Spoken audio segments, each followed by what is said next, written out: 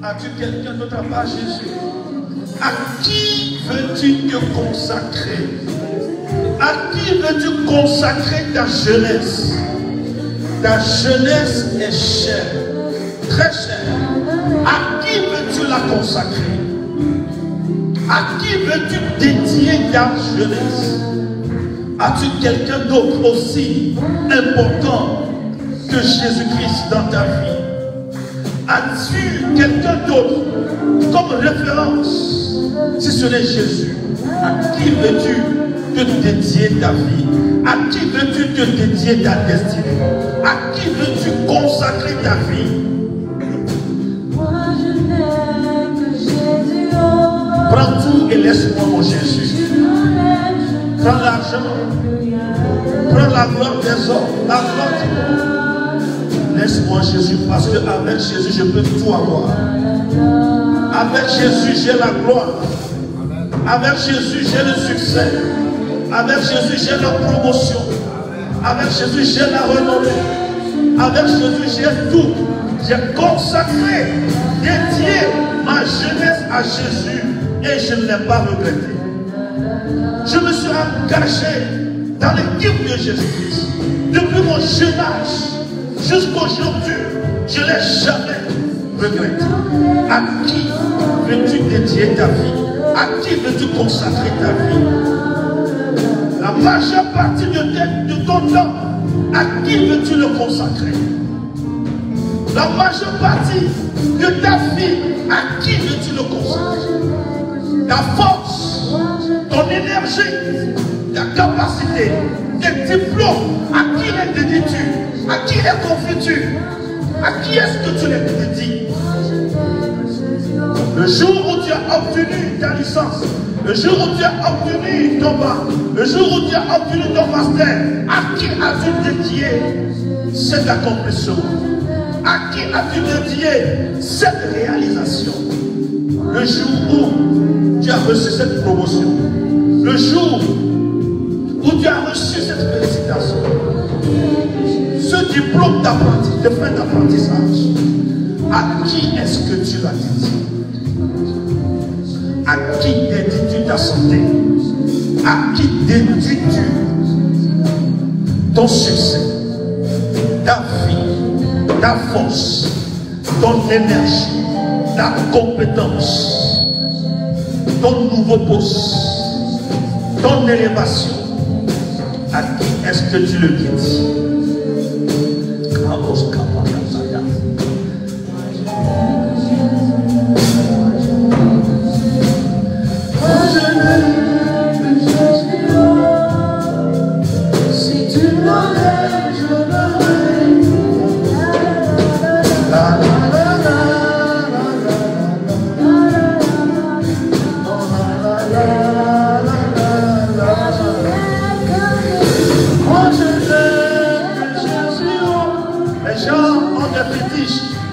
Les gens ont leur marabout, les gens ont leur sida, les gens ont leur argent.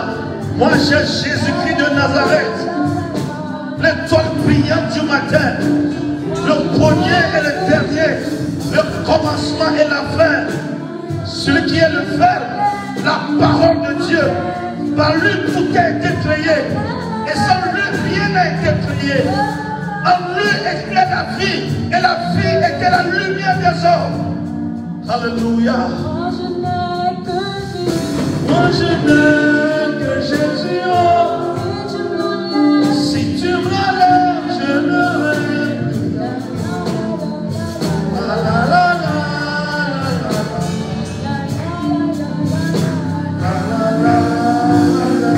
Moi je n'ai que Jésus.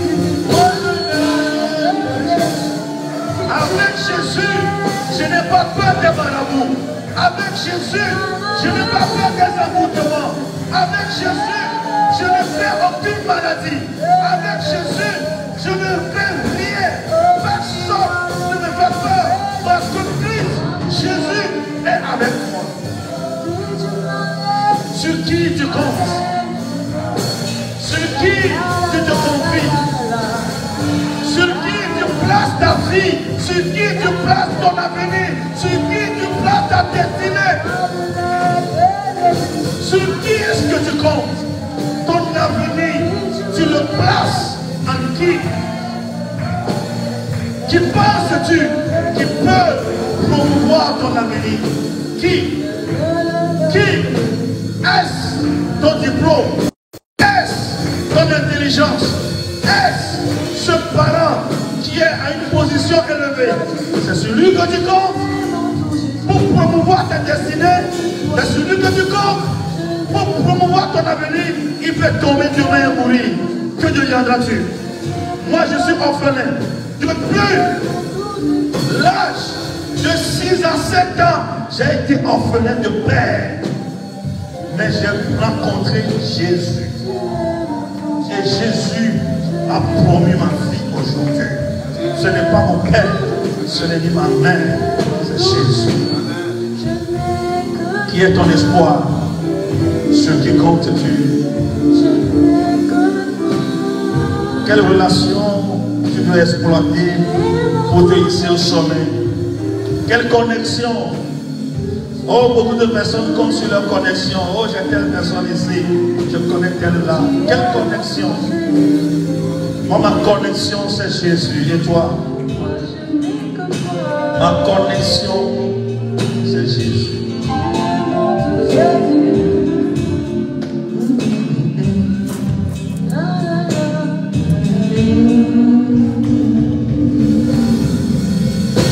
Moi, je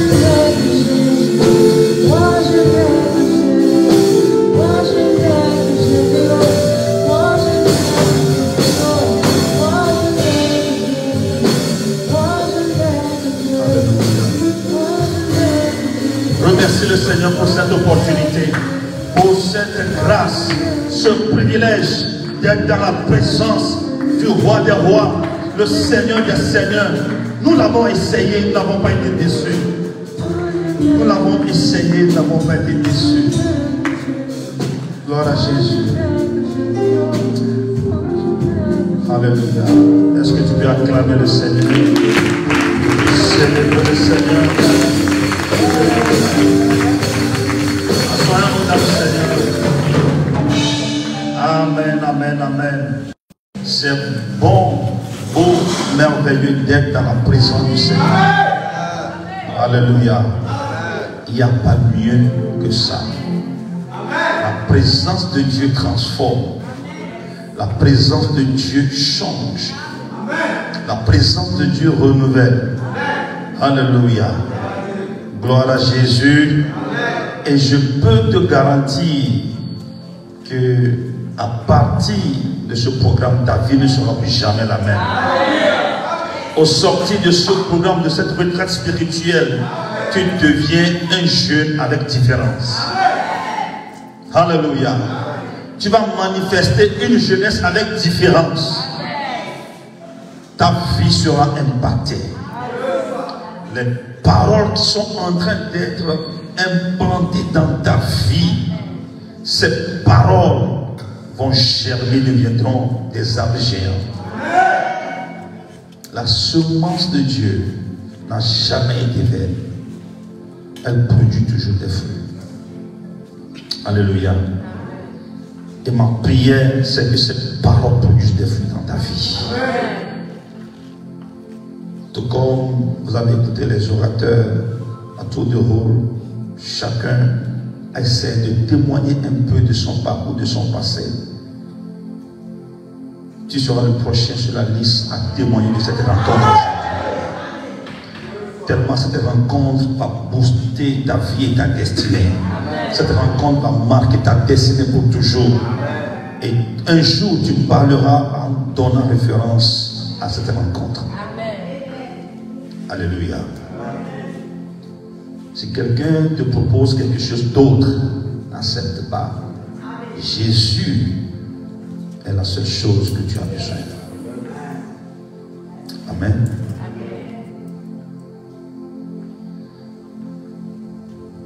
D'autres sur leur champ, certains sur leur cheveau. Nous nous comptons sur l'Éternel des armées, car il ne change jamais. D'autres sur leur champ, certains sur leurs chevaux. Nous nous comptons sur l'Éternel des armées, car il ne trahit jamais. Nous nous comptons sur l'Éternel des armées, car il ne trahit jamais. D'aucuns sur leur champ, certains sur leurs chevaux. Nous nous comptons sur l'Éternel des armées, car il ne trahit jamais. D'aucuns comptent sur le char, d'autres comptent sur leurs chevaux, leurs armes, leur force physique, leur capacité physique, leur fétiche. Ils comptent sur leur marabout. Mais nous nous comptons sur l'Éternel des armées. Il n'a jamais trahi. Il ne te trahira pas. Dis à quelqu'un, il ne te trahira pas. Dis-lui, réveille-toi, il ne te trahira pas. Réveille-toi, il ne te trahira pas. Alléluia. Il n'a jamais trahi. Il ne va pas te trahir. Il ne nous a pas trahi, ce n'est pas toi qui vas trahir. Personne ne peut consacrer sa vie à Dieu véritablement et être déçu. Nous pouvons te le garantir. Personne ne peut consacrer véritablement sa vie à Dieu et être déçu. Tu ne seras pas déçu. Consécration totale et parfaite. Consécration pas à moitié. consécration totale et parfaite. Dédicacer totalement et parfaitement ta vie, ta jeunesse au Seigneur. C'est de cela qu'il s'agit. C'est de cela qu'il s'agit. C'est le fondement du succès. C'est la fondation du succès. C'est pourquoi c'est un thème qui est très intéressant, très important, et j'apprécie les dirigeants pour cela. Parce que tout commence là. Tout commence là. Aujourd'hui, on peut convoquer des rencontres et parler des stratégies de développement, de je ne sais pas quoi encore, des astuces pour le succès, des choses comme ça. Mais le fondement, c'est la consécration. Si c'est le Dieu d'Abraham que tu veux qu'il te bénisse, si c'est le Dieu de Jacob, si c'est le Dieu de Joseph, si c'est le Dieu qui a béni Daniel, dont nous venons d'écouter l'histoire, si c'est sur ce Dieu que tu comptes, il n'y a pas de secret, c'est la consécration. Consacre-toi, esprit, âme et corps à ton Dieu. Que ton esprit ne t'appartienne plus. Connecte-le au Saint-Esprit. Que ton âme ne t'appartienne plus. Ne fais pas ce que tu veux avec ton âme. Connecte-le à la parole de Dieu. Que ton corps ne t'appartienne plus. Fais-en le temple du Saint-Esprit. Est-ce que je parle à quelqu'un? Nous, alliance avec Dieu. Une alliance personnelle avec Dieu. Une dédicace personnelle avec Dieu. Oui, c'est le Dieu de mes pères, mais c'est mon Dieu à moi aussi. Je dois avoir ma propre alliance avec Dieu. Mes propres valeurs qui gouvernent ma vie et ma relation avec le Seigneur.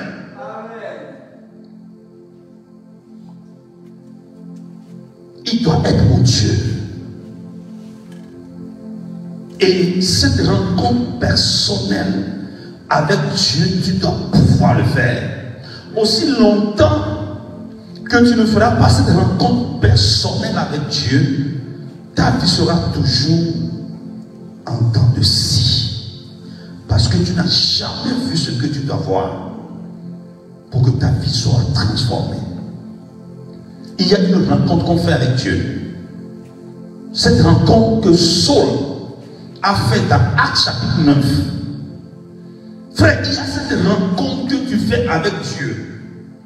Vous pouvez être nombreux, mais toi seul tu vas voir quelque chose que les autres ne voient pas.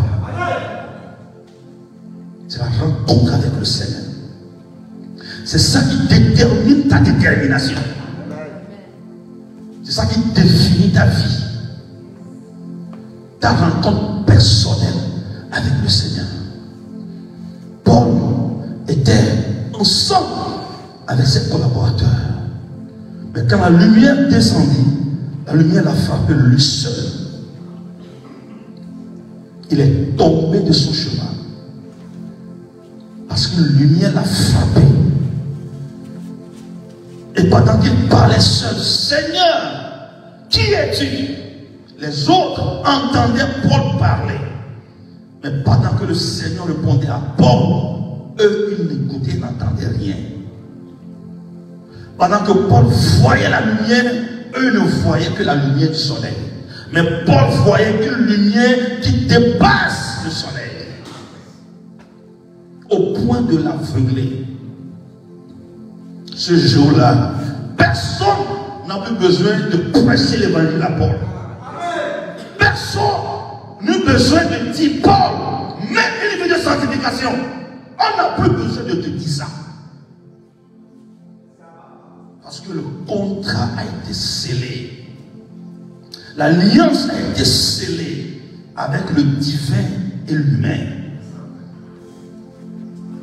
Et il s'est passé des choses surnaturelles que l'homme ne peut pas comprendre.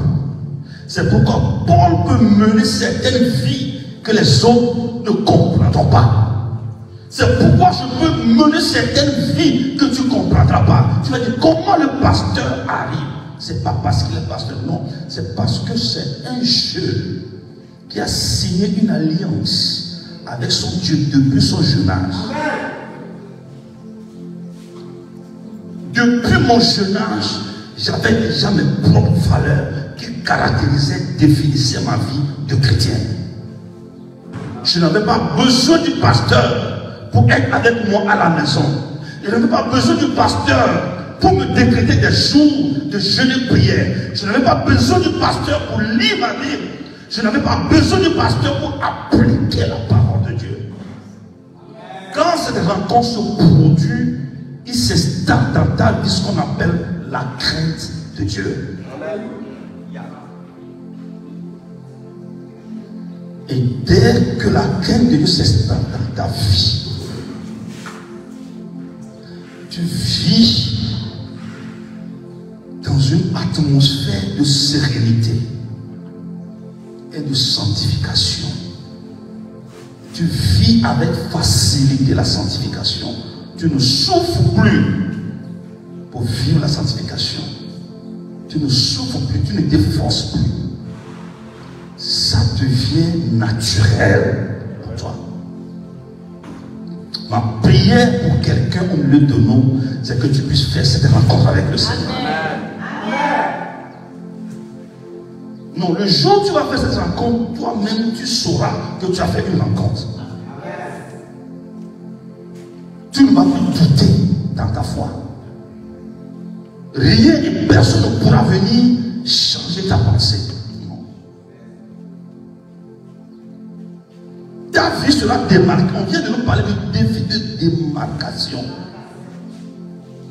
Tu vas te démarquer des autres. Et les autres te connaîtront. Hier, je disais que il faut dire aux gens qui tu es. Mais quand tu arrives à ce stage de ta vie avec le Seigneur, ta marche avec le Seigneur, tu n'as même plus besoin de dire qui tu es. Ils le verront eux-mêmes. Ils le verront eux-mêmes. Ils le sauront eux-mêmes.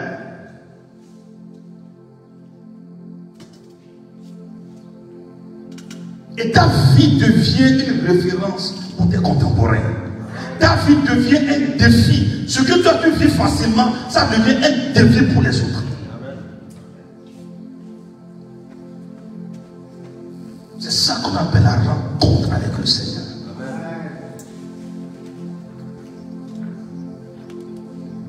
La capacité à voir le surnaturel, ce que les autres ne voient pas. À comprendre ce que les autres ne comprennent pas. Aussi longtemps que tu n'expérimentes pas ça, tu vas souffrir dans ta vie chrétienne. Le pasteur va parler, le pasteur va prier, les parents vont parler, ils vont prier, ils vont gémir, ils vont pleurer. Toi-même tu veux, mais tu te sens incapable. Parce que le shift, la rencontre n'a pas été faite. Et le jour où tu vas faire cette rencontre, même tes parents le sauront. Quelque chose s'est passé dans la vie de cet enfant. Quelque chose s'est passé dans la vie de cet enfant. Je parlais tout à l'heure avec mon fils. Dis non, ne force pas. Prie seulement. Le jour où le Seigneur va la rencontrer, si tu forces, non, ne force pas. Il y a un jour, le temps n'est pas encore arrivé. N'est-ce pas le même Paul qui persécutait les chrétiens? Mais il est devenu le farouche défenseur des chrétiens. Lorsque ce jour va sonner dans l'agenda divin, le monde saura que tu as quelque chose.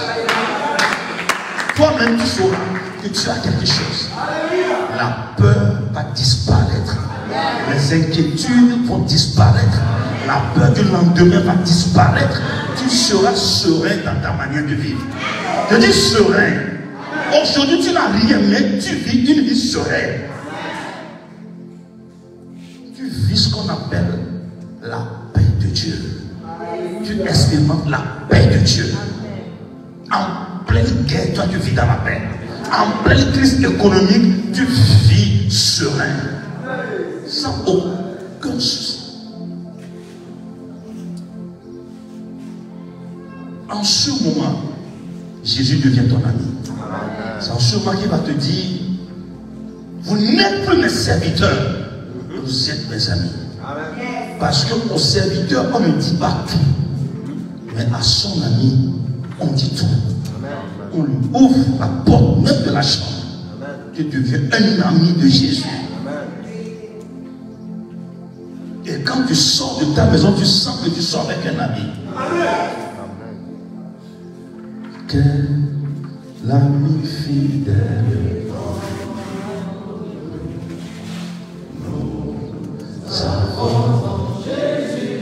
Parlons de la consécration. C'est un sacrifice. Allez-y. Chantez, chantez, chantez.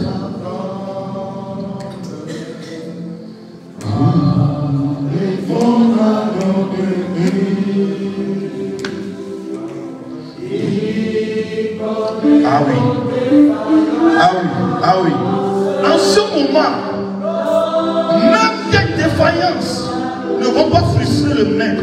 Il y a une certaine amitié entre vous. Vous allez vous comprendre. Parce qu'il sait que c'est juste une erreur de parcours. Tu vas te relever bientôt. Il n'est plus scandalisé par tes erreurs. Il n'est plus scandalisé par ton attitude. Il sait que mon fils, mon ami n'est pas comme ça. C'est juste un incident. Il sait que ton cœur n'est pas un cœur de pécheur, mais c'est juste un incident. Tu vas te relever bientôt. Parce que lui, il connaît le cœur. Il voit le cœur. Il ne voit pas la personne. Il ne voit pas les actes autour. Mais il voit le cœur. C'est pourquoi il pouvait dire à David, un serviteur selon mon cœur. L'homme selon mon cœur. Pourtant David vient de se relever d'une adultère. Il appelle l'homme selon mon cœur. Parce qu'il sait que David n'est pas un pécheur. Son cœur n'est pas un cœur de péché. C'est juste une négligence. Il va se relever bientôt.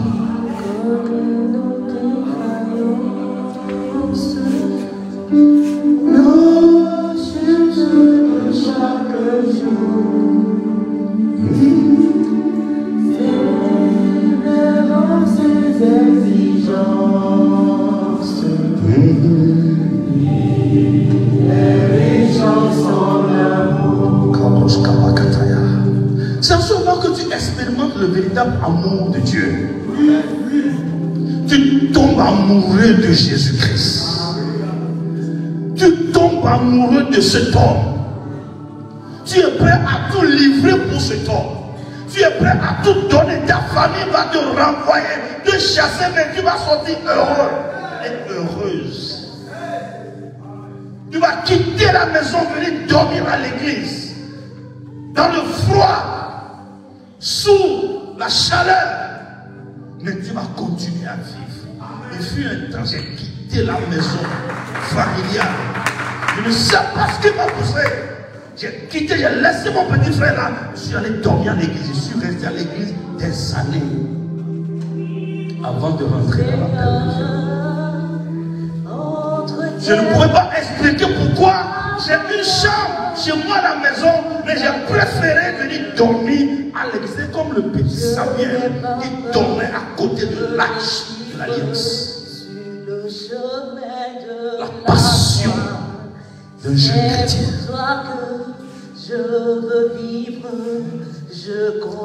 La passion d'un jeune chrétien.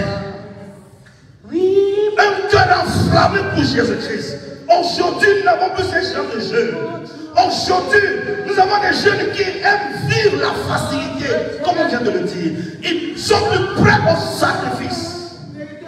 Ils sont plus prêts à payer le prix d'accepter Jésus, le prix de suivre Jésus, le prix de servir le Seigneur, qu'importe ce qui arrivera.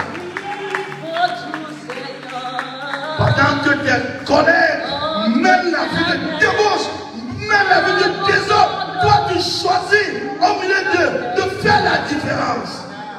Ils vont se moquer de toi, ils vont te voir bizarre, ils vont te critiquer, mais tu seras heureux d'avoir accepté marcher avec le Seigneur. C'est ça la consécration du jeune chrétien. Alléluia. Je me souviens ce jour à l'université. J'étais avec mes collègues. On causait par rapport à notre vie. Et il disait, en tout cas, un homme ne peut jamais vivre avec une seule femme. Il va toujours aimer quelqu'un d'autre. Il va toujours aimer quelqu'un d'autre. Ils seront que non, tu dois toujours avoir une maîtresse quelque part. Nous étions tous des jeunes célibataires. Mais il trouvait déjà impossible de rester fidèle à leur épouse. Je leur ai dit, écoutez-moi, moi je vous garantis, je ne sais pas pourquoi vous pensez que c'est difficile pour un homme de vivre avec sa femme seule, que d'avoir les semaines maîtresses dehors, mais moi je vous garantis que quand je me marierai, je n'aurai jamais de maîtresse dehors. Oh, ils ont ri, ils se sont moqués de moi, ils ont ri. Moi seul, je savais sur quoi j'ai mis mon pied. Je sais en qui j'ai cru. Et je suis persuadé qu'il gardera le dépôt jusqu'à l'éternité. Il a déposé des choses en moi, il a investi des choses en moi. Enfin, il m'a marqué d'un fer rouge. Il m'a marqué d'un sceau, comme quoi je lui appartenais en propre. Je suis devenu sa propriété privée et personnelle.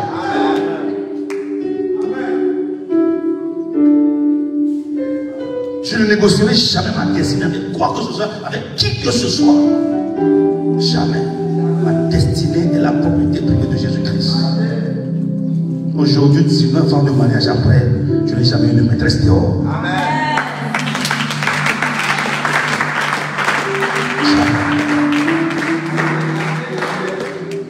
Quand tu expérimentes cette rencontre, c'est ce qui se passe. Tu ne sais pas ce que tu dis, mais tu es convaincu de ce que tu dis. Amen. Tu ne sais pas les implications de ce que tu dis, mais tu es convaincu de ce que tu dis. Tu ne sais pas comment ça va se faire, mais tu es sûr que ça va se faire. C'est ça, la vie de consécration. Rien ne t'appartient. Tout appartient au Seigneur.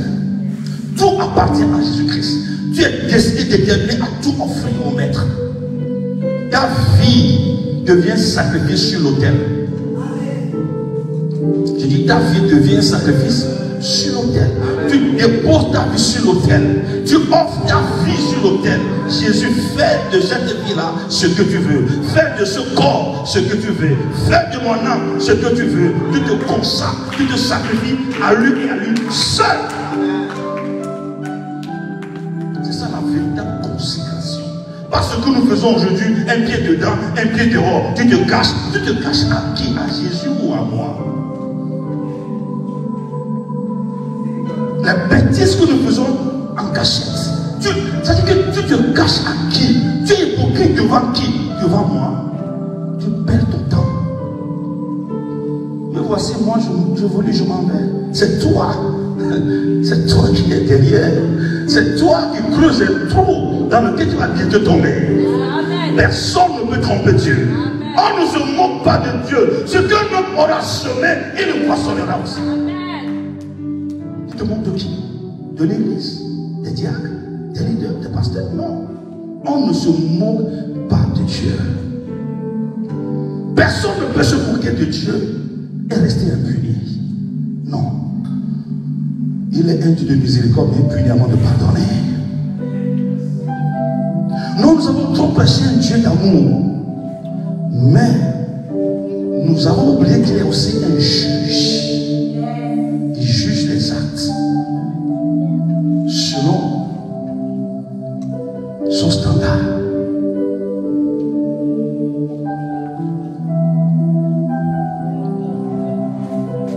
Parce qu'il y a des lois qui gouvernent la vie. La loi de la semence et de la moisson. Ce que tu sèmes par la main gauche, tu le moissonneras par la main droite. Le pardon, la miséricorde viendra après. Et tu auras perdu du temps. Tu auras perdu quelque chose. Combien de jeunes aujourd'hui ne regrettent pas avoir perdu quelque chose pendant qu'ils étaient dans l'ignorance? Si aujourd'hui ils devaient reprendre à zéro, il y a beaucoup de choses que nous n'allons pas faire. Oh, il y a beaucoup de choses que nous n'allons pas faire. Nous avons regretté beaucoup de temps. Nous avons posé par nous étions en jeu. Et aujourd'hui, nous sommes conscients que nous sommes en retard. Nous sommes conscients que nous avons perdu quelque chose. Nous sommes conscients qu'il y a quelque chose qui est sorti en nous. Et nous luttons pour que le Seigneur nous restaure. Si la vie était à revivre, si la vie était à revivre, il y a des choses, je ne me retrouverai plus jamais dedans. J'allais être plus consacré que maintenant.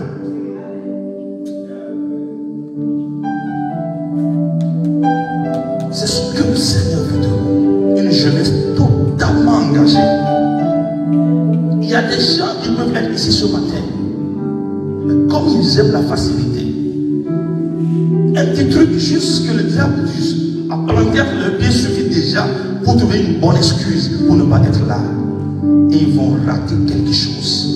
Ils vont rater, ça peut causer un retard dans leur vie, un retard de destinée dans leur vie. Parce que ce qui est en train d'être implanté en vous, ce qui est en train d'être semé en vous, l'impact, l'atmosphère spirituelle qu'il y a autour de nous, les anges qui sont en train d'opérer en vous, il y a des chirurgies spirituelles qui s'opèrent en vous sans que vous le sachiez.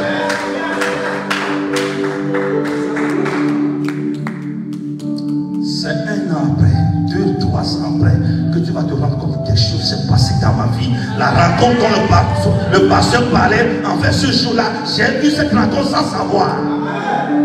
Et ta vie va être shiftée à un autre palier. Et c'est fini.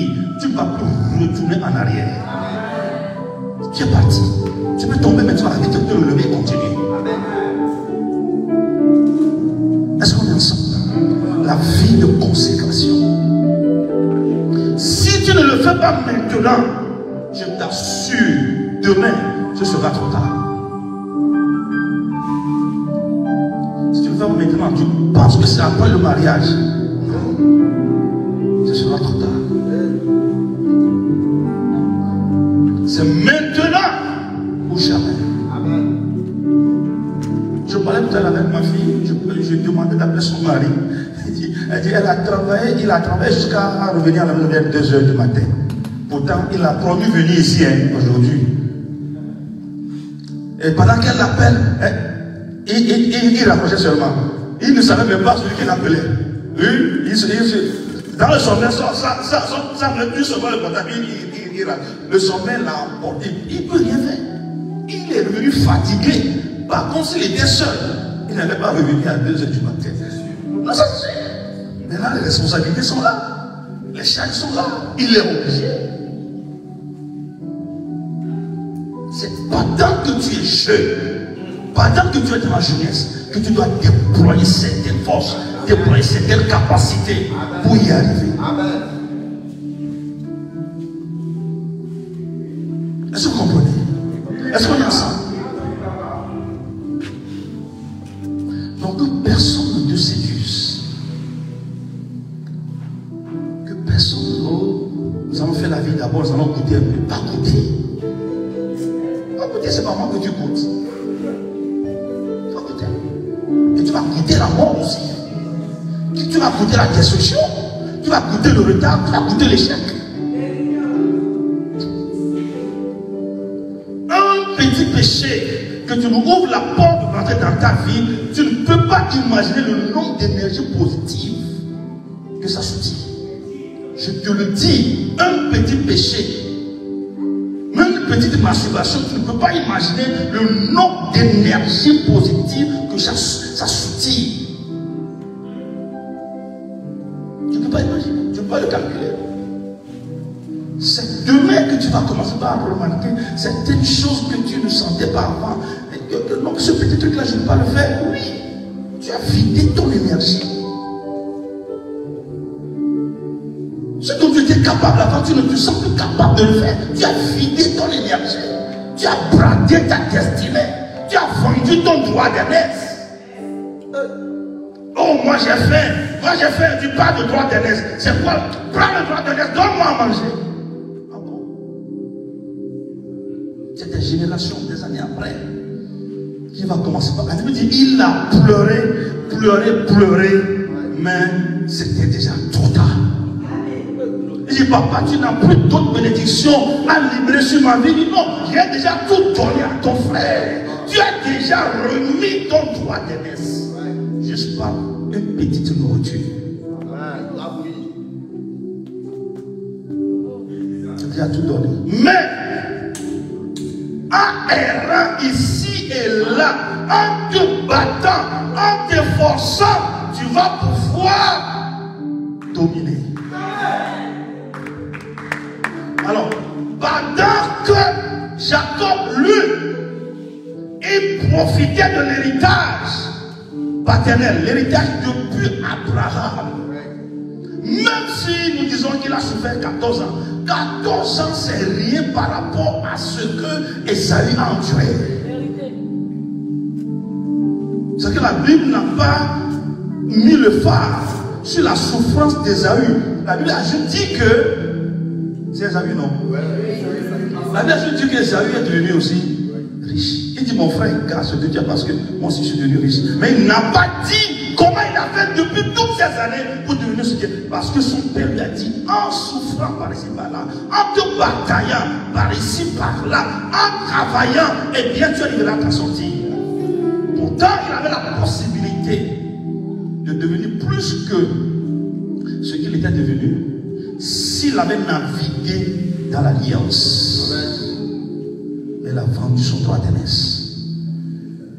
Aujourd'hui, on aurait dû parler du Dieu d'Ésaü et du peuple d'Ésaü et non du peuple de Jacob. Aujourd'hui, Israël serait Ésaülite, je ne sais pas quoi. Et non israélite. Donc, petite erreur des générations de perte. Bien-aimé dans le Seigneur, cher fils, chère fille, écoutez-moi très bien. Je vous dis quelque chose.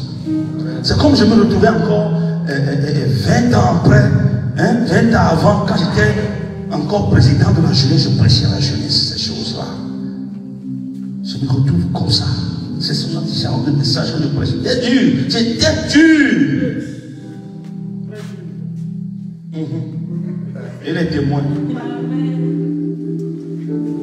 Mais ces choses-là nous ont façonnés. Amen. Ces choses nous ont aidés. Nous étions avec un pasteur, son slogan, c'est le slogan de la jeunesse, c'est sainteté à l'éternel. Amen. Peut-être que c'était notre slogan. Sainteté à l'éternel.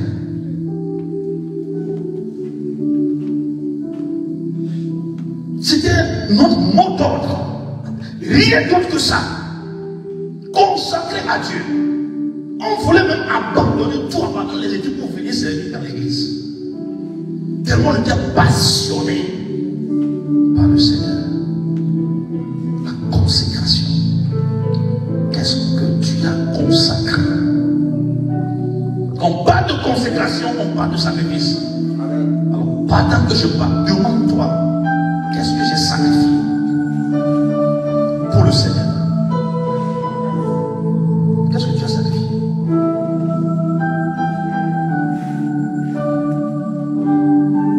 Qu'est-ce que tu as sacrifié de valeur? Tu as sacrifié à cause de Christ.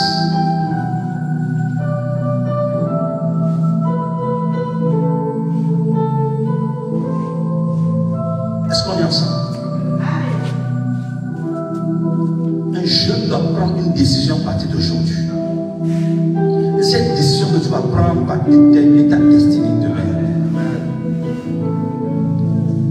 Quelqu'un disait tout à l'heure qu'il voyait de grandes personnalités parmi vous, des grands hommes de Dieu, des grandes femmes de Dieu, des Daniel, des Joseph et autres. Oui, Dieu est capable de faire plus que ça. Dieu est capable de faire plus que ça. Un jour, pendant que je méditais la pérégrination d'Israël vers la terre de Canaan, quand Moïse avait envoyé des espions et qu'au retour, ils ont fait le rapport et puis il y a une partie du peuple qui murmurait. Dieu a dit, personne d'entre vous ne mettra pied à Canaan. Vous êtes disqualifiés, vous êtes indignes pour mettre pied. Seul Caleb et Josué. Alors, je me suis posé la question de savoir qu'est-ce que ces deux jeunes ont pu avoir qui puissent les qualifier à atteindre Canaan. Qu'est-ce qu'ils ont pu avoir? Parce que Dieu a dit que la génération qui a quitté l'Égypte, cette génération va mourir toute. Toute la génération va tomber dans le désert. Personne d'entre eux ne pourra atteindre Canaan. Alors Canaan qui pouvait atteindre en l'espace de 11 jours, Dieu les faisait tourner autour d'eux-mêmes. Vous avez vu, quelqu'un parlait de Samson aujourd'hui, c'est aujourd'hui? Ah, ils étaient là en train de tourner la meule. Ils tournaient autour d'une seule montagne. Ils ne connaissaient même pas que c'est la même montagne qu'ils ont tourné 10 fois. Ils connaissaient ce que le péché fait. Tu vas tourner avant. Et c'est comme ça qu'ils commençaient par mourir un à un, jusqu'à toute la génération qui a quitté l'Égypte est morte. Toute personne. Sauf Josué et Caleb. Alors je me suis posé la question, j'ai été interpellé par cette sélection. Vous savez, il y a des choses que Dieu ne le fera jamais avec tout le monde. Ce sera toujours une sélection. Alors, vas-tu te retrouver parmi cette sélection? C'est des semences sélectionnées. Ce n'est pas n'importe quelle semence. Et la Bible me dit, parce que Josué et Caleb étaient animés d'un autre esprit. Je dis, Seigneur, c'est quoi un autre esprit? C'est quoi cet autre esprit-là? Je veux l'avoir.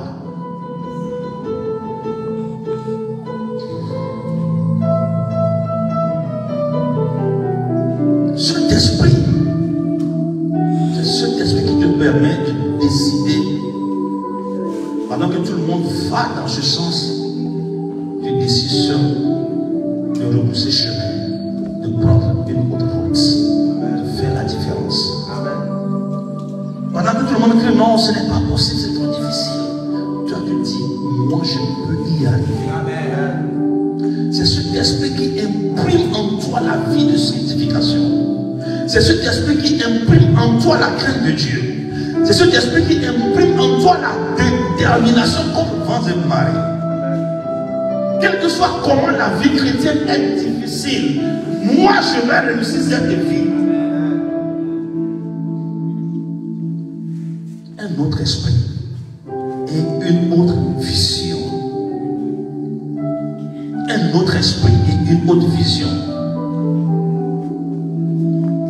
Ils ont obéi au Seigneur. Le Seigneur dit, ils ont obéi à sa parole.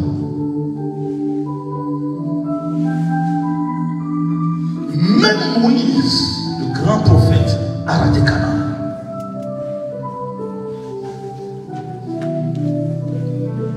Parce que l'orgueil l'a pris aussi entre temps.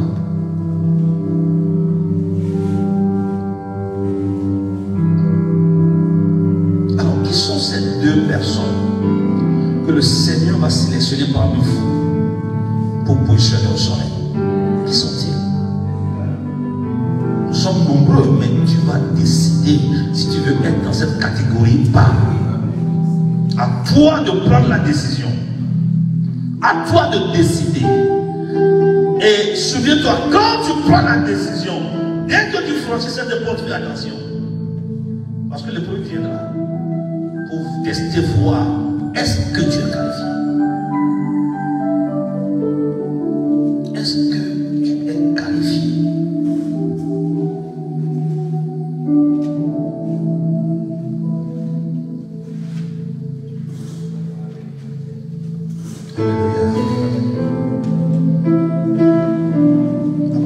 Pendant le temps de prier tout à l'heure, je ne sais pas quelle posture tu vas prendre. Est-ce que tu vas te coucher à même le sol?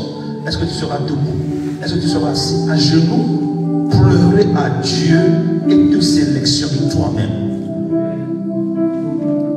Je ne vais pas rater ma destinée. Je veux me consacrer entièrement à toi. Je suis déterminé à payer le prix, à aller jusqu'au bout.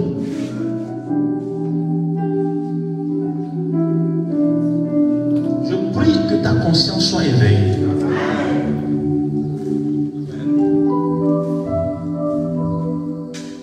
Alléluia. Voilà qu'on y est.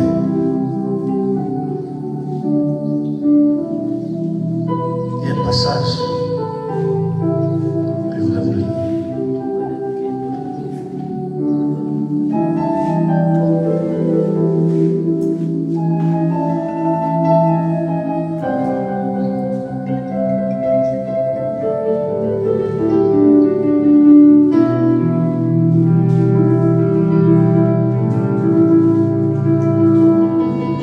Dans 1 Timothée chapitre 1 verset 18. 1 Timothée chapitre 1 verset 18 à 19. Le commandement que je t'adresse, Timothée mon enfant. Est-ce qu'il y a un enfant ici? Est-ce qu'il y a un fils ici? Est-ce qu'il y a une fille ici? Le commandement que je t'adresse, Timothée mon enfant, selon les prophéties faites précédemment à ton sujet, c'est que d'après ces prophéties, tu combattes le bon combat en gardant la foi et une bonne conscience. Cette conscience, quelques-uns l'ont perdue et ils ont fait naufrage par rapport à la foi.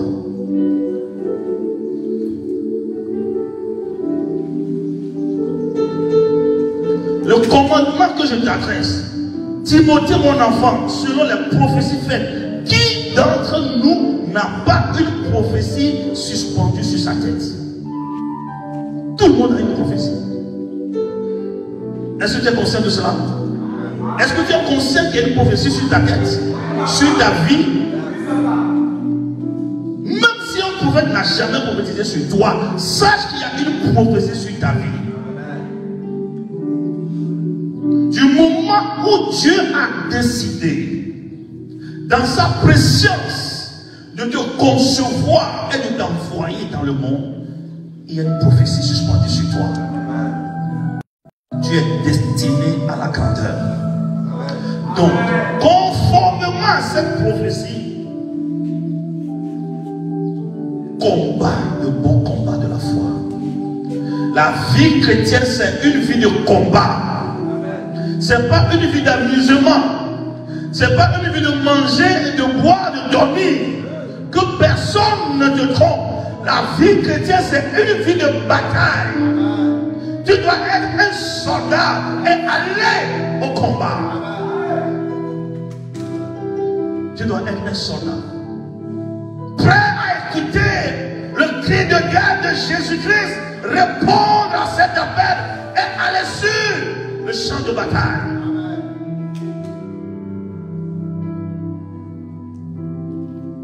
Nous avons trop blagué avec notre vie.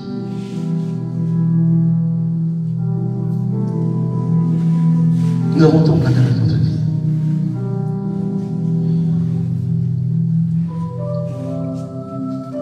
Jésus t'appelle. Amen.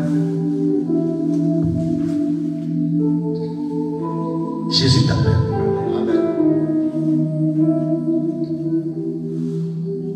Jésus t'appelle. Jésus te lance encore un appel. Un énième appel. Jésus-Christ t'appelle. Tu t'es trop éloigné de Jésus. Il t'appelle à revenir à lui. Redeviens son ami. Beaucoup vous êtes des serviteurs, dit-il. Beaucoup vous êtes des serviteurs. Jésus veut que vous soyez des amis. Qui est un secret entre toi et Jésus que les gens ne comprennent pas. Les gens vont se demander comment il vit, comment il fait. C'est parce qu'il y a un secret. C'est un secret de longue date. C'est un secret de longue date. Il m'a signé une alliance de paix. C'est un secret. On ne devient pas ce qu'on devient par hasard. C'est un secret de longue date.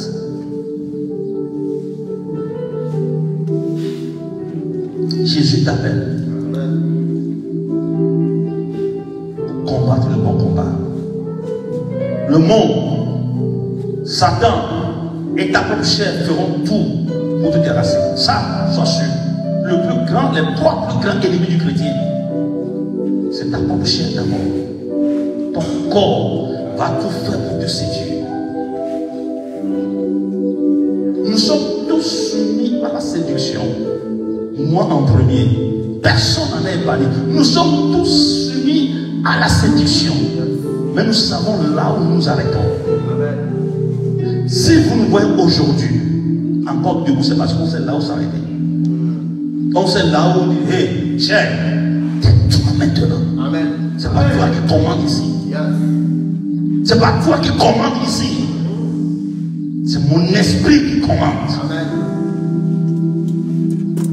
Si tu ne peux pas faire ça, tu vas te dire, oh, je ne sais pas comment c'est arrivé, je ne sais pas comment. Tu sais comment. Tu sais comment. Si tu ne sais pas où dire non, avant d'atteindre le point de non-retour, tu ne peux plus revenir en arrière. Connais-toi toi-même. Jeune chrétien, connais-toi toi-même. Sache où il faut dire arrête. Je te dis arrête, n'avance plus.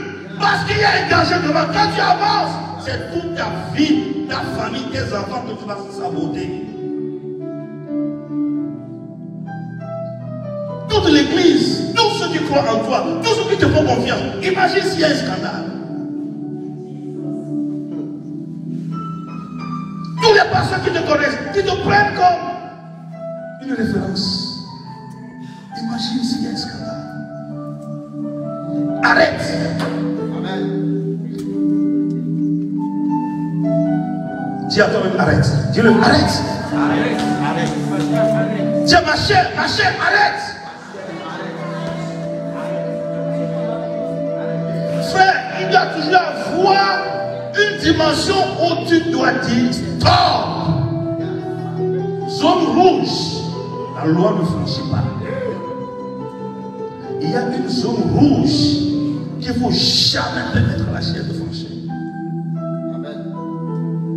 Sinon, il n'y a aucun remède ni contre la séduction. Non, ça tu peux être spirituellement, c'est pas comment. Il n'y a aucune solution, ça va venir. Même à Joseph, c'est arrivé. Qui vous a dit que Joseph n'était pas intéressé par la femme là? Qui vous a dit ça? Il était intéressé même. Bien intéressé même. Il n'est pas un ange. Même les anges ont fait des bêtises aussi, on les a chassés. Qui vous a dit que Joseph lui-même n'était pas intéressé?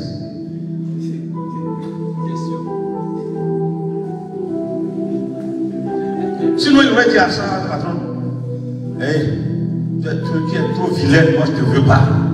Il a dit non. Madame, je sais que tu as quelque chose, hein? Mais mon patron m'a tout poli dans cette maison. Sauf toi. Sinon.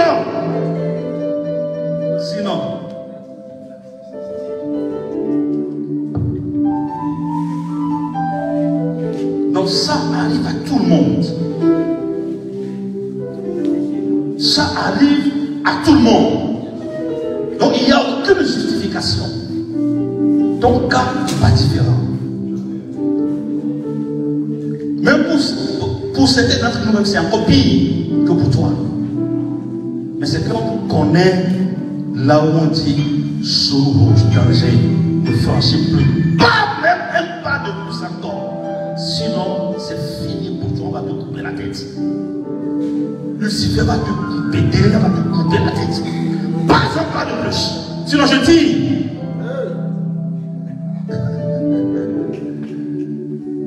Est-ce qu'on est ensemble? Ou bien vous dormez? Non. Vous êtes déjà à Dakar? Vous êtes là? Je peux avancer? Je n'ai pas encore tout ce que j'ai préparé. J'ai les ça de côté. Je parle maintenant du cœur. C'est depuis le cœur que je te parle maintenant. Est-ce que vous comprenez? Oui, papa. Premier ennemi que tu dois craindre plus que Satan, plus que les démons sur lesquels tu lances le feu chaque temps là, c'est ta chair. Parce que la chair, tu la vois